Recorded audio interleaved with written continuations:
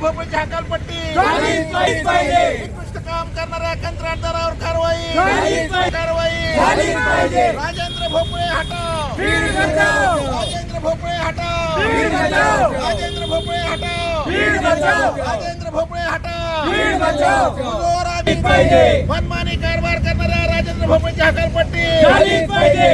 राजेंद्र भोपळे हटाव. बीड बचाओ. बीड करणाऱ्या राजेंद्र भोपळेची हकालपट्टी झालीच पाहिजे. बोगस कंत्राटदारांची राखण करणाऱ्या भोपळेची हकालपट्टी झालीच पाहिजे. बोगस कंत्राटदारांची पाठराखण करणाऱ्या राजेंद्र भोपळेची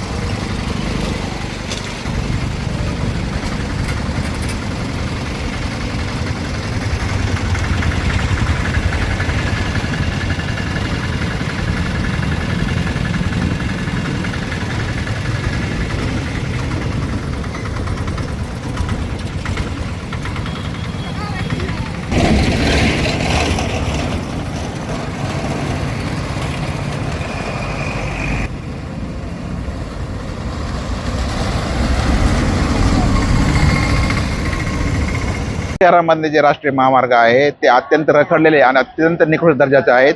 महिनाभरापूर्वी नालीवरील स्लॅब हा कोसळला जातो आणि नगर रोडवर इतर ठिकाणी यू टर्न असताना मुख्य प्रशासकीय कार्यालयासमोर जिल्हाधिकाऱ्यासमोर यू टर्न बनवण्यात यावे अशी वारंवार सामाजिक संघटनेने लोकप्रतिनिधींनी मागणी केलेली आहे. मात्र राजेंद्र भोपळे तांत्रिक कारण दाखवत बीडकरांना वेठीस धरत आहेत.